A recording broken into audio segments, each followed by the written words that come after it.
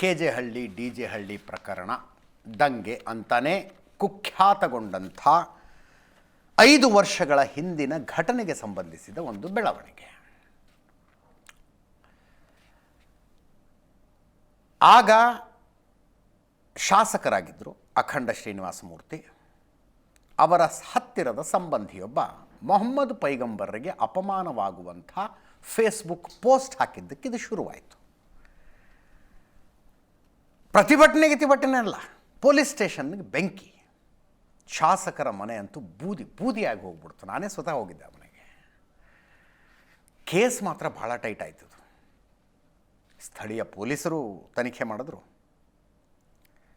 ಬಸವರಾಜ ಬೊಮ್ಮಾಯಿಯವರು ಗೃಹ ಸಚಿವರಾವಾಗ, ಯಡಿಯೂರಪ್ಪನವರು ಮುಖ್ಯಮಂತ್ರಿ. ಸ್ಥಳೀಯ ಪೊಲೀಸರು ತನಿಖೆ ಮಾಡಿದ್ರು, ಅವರು ಕೇಸ್ ಸ್ಟ್ರಾಂಗ್ ಮಾಡಿದ್ರು. UAPA ಆ್ಯಕ್ಟ್ ಆಯಿತು, NIA ಬಂತು. ಆರೋಪಿಗಳ ಅರೆಸ್ಟ್ ಆದರೂ ಜೈಲಿಗೆ ಹೋದರು. ಅದಾದ ನಂತರ ಚುನಾವಣೆ. ನೋಡಿ, ದಲಿತ ಮೀಸಲು ಕ್ಷೇತ್ರ ಇದು, SC ಮೀಸಲು ಕ್ಷೇತ್ರ.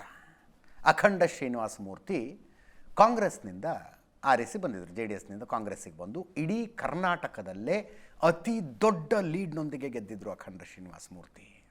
ಅವರ ಮನೆಗೆ ಬೆಂಕಿ ಹಚ್ಚಲಾಯಿತು. ಕಳೆದ ಚುನಾವಣೆಯಲ್ಲಿ ಅವರಿಗೆ ಟಿಕೆಟ್ ಕೊಡಲಿಲ್ಲ ಕಾಂಗ್ರೆಸ್ನವರು. ಅವರ ಬದಲಿಗೆ ಟಿಕೆಟ್ ಕೊಟ್ಟಿದ್ದು AC ಶ್ರೀನಿವಾಸ್ಗೆ. ಚುನಾವಣಾ ಪ್ರಚಾರದ ಸಂದರ್ಭದಲ್ಲಿ AC ಶ್ರೀನಿವಾಸ್ ಅವರು ಹೇಳಿದ್ರಂತೆ, ನನ್ನ ಬೆಂಬಲಕ್ಕೆ ನಿಂತ್ಕೊಳ್ಳಿ, 1 ಕೋಟಿ ಅಲ್ಲ 4 ಕೋಟಿ 5 ಕೋಟಿ ಖರ್ಚಾಗಲಿ, ಕೆಜೆ ಹಳ್ಳಿ ಡಿಜೆ ಹಳ್ಳಿ ಪ್ರಕರಣದಲ್ಲಿ ಅರೆಸ್ಟ್ ಆಗಿ ಜೈಲಿನಲ್ಲಿರೋರನ್ನ ಬೇಲ್ ಕೊಟ್ಟು ಬಿಡಿಸ್ಕೊಂಬರ್ತೀನಿ ಅನ್ನುವ ಮಾತನ್ನು AC ಶ್ರೀನಿವಾಸ್ ಅವರು ಹೇಳಿದ್ರಂತೆ. ಆ ಪ್ರಕಾರ ಅವ್ರು ಗೆದ್ದು ಬಂದರು. ಮೊನ್ನೆ 2 ಆರೋಪಿಗಳಿಗೆ ಬೇಲಾಯಿತು. 2 ಆರೋಪಿಗಳಿಗೆ ಬೇಲಾಯಿತು. ಅದು ಏನು, ಸುಪ್ರೀಂ ಕೋರ್ಟ್ನಲ್ಲಿ. ಜಿಯಾವುರ್ ರೆಹಮಾನ್ ಅಂತ ಒಬ್ಬಾತನಿಗೆ, ಕರೀಂ ಅಲಿಯಾಸ್ ಸದ್ದಾಮ್ ಅಂತ ಇನ್ನೊಬ್ಬಾತನಿಗೆ. ಜುಲೈ 1ನೇ ತಾರೀಕು ಇವರಿಗೆ ಬೇಲ್ ಕೊಡೋದಕ್ಕಾಗೋದಿಲ್ಲ ಅಂತ ರಾಜ್ಯ ಹೈಕೋರ್ಟ್ ಬೇಲ್ ಅಪ್ಲಿಕೇಶನನ್ನು ತಿರಸ್ಕರಿಸಿತ್ತು. ಸುಪ್ರೀಂ ಕೋರ್ಟಿಗೆ ಪ್ರಕರಣ ಹೋಯಿತು. ಕಪಿಲ್ ಸಿಬ್ಬಲ್ ಬಂದು ವಾದ ಮಾಡಿದ್ರಂತೆ. ಇಬ್ಬರಿಗೆ ಸುಪ್ರೀಂ ಕೋರ್ಟ್ನಲ್ಲಿ ಬೇಲಾಯಿತು. ಅದಾದ ನಂತರ ಮುಸ್ಲಿಂ ಮುಖಂಡರುಗಳು AC ಶ್ರೀನಿವಾಸ್ ಅವರ ಮನೆಗೆ ಬಂದು ಸನ್ಮಾನ ಮಾಡಿದರು. ಸನ್ಮಾನ ಮಾಡಿದ ನಂತರ ಅವರು ಹೇಳಿದ್ರು, ಚುನಾವಣಾ ಪ್ರಚಾರದ ಸಂದರ್ಭದಲ್ಲಿ ನಮಗೆ ಮಾತು ಕೊಟ್ಟಿದ್ರು ಅವರು, 1 ಅಲ್ಲ 4-5 ಕೋಟಿ ಖರ್ಚಾಗಲಿ.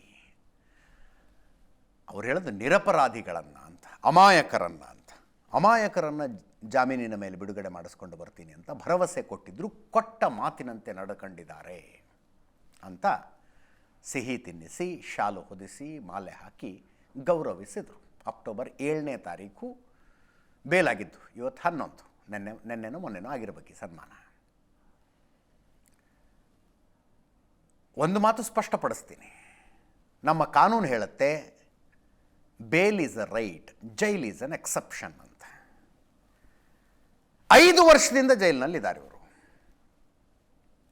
ಪ್ರಾಸಿಕ್ಯೂಷನ್ ಕಡೆಯಿಂದ ಗಟ್ಟಿಯಾದ ಸಾಕ್ಷ್ಯಗಳಿಲ್ಲದ ಹೊರತು 5 ವರ್ಷ ಪ್ರಕರಣದ ಆರೋಪಿಗಳ ಜೈಲಿನಲ್ಲಿರೋದಕ್ಕಾಗೋದಿಲ್ಲ. ಅಂದರೆ ಪ್ರಾಸಿಕ್ಯೂಷನ್ ಅಷ್ಟು ಗಟ್ಟಿಯಾಗಿ ಸಾಕ್ಷ್ಯಗಳನ್ನು ಕೊಟ್ಟು ನಡೆಸ್ಕೊಂಡು ಬಂದಿದೆ. ಕಾನೂನಿನಲ್ಲಿರುವ ಅವಕಾಶ ಜಾಮೀನು ಕೇಳುವಂಥದ್ದು. ಜಾಮೀನು ಕೇಳಿದ್ದಾರೆ, ಬಡದಾಡಿದ್ದಾರೆ, ಎಲ್ಲ ಕೋರ್ಟ್ಗಳಿಗೆ ಹೋಗಿದ್ದಾರೆ. ಅಂತಿಮವಾಗಿ ಈ ದೇಶದ ಸುಪ್ರೀಂ ಕೋರ್ಟ್ ಜಾಮೀನು ಕೊಟ್ಟಿದೆ. ಆದರೆ 1 ಕೋಟಿ ಅಲ್ಲ 4-5 ಕೋಟಿ ಖರ್ಚಾಗಿದ್ದು ಹೌದಾ ಅನ್ನೋ ಪ್ರಶ್ನೆ. ಆ ಪ್ರಶ್ನೆಗೆ ಕಾರಣ ಹೇಳಿಕೆ. ಸಾದಿಕ್ ಪಾಷಾ ಮಾತಾಡ್ತಾರೆ, ಕೇಳಿಸ್ಕೊಳ್ಳಿ.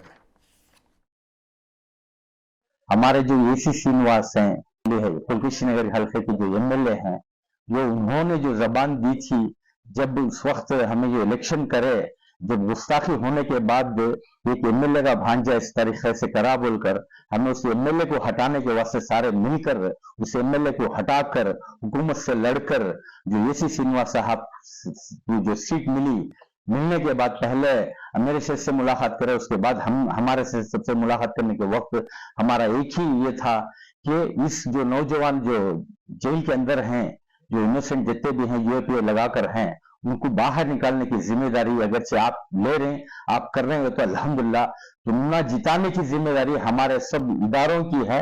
हम सब मिलकर जिताएंगे बोलकर चैलेंज करे हमने।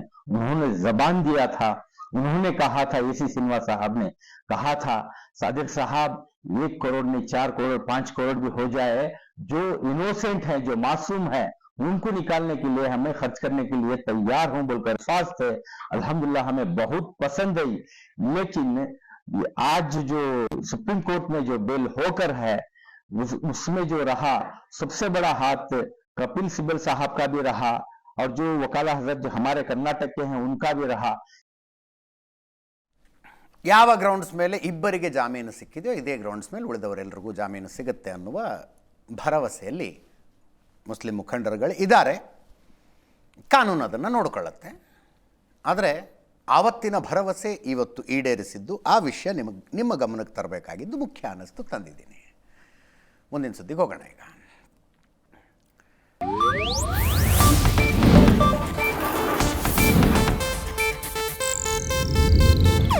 ಇದು ಏಷ್ಯಾನೆಟ್ ನ್ಯೂಸ್ ನೆಟ್ವರ್ಕ್ ಪ್ರಸ್ತುತಿ.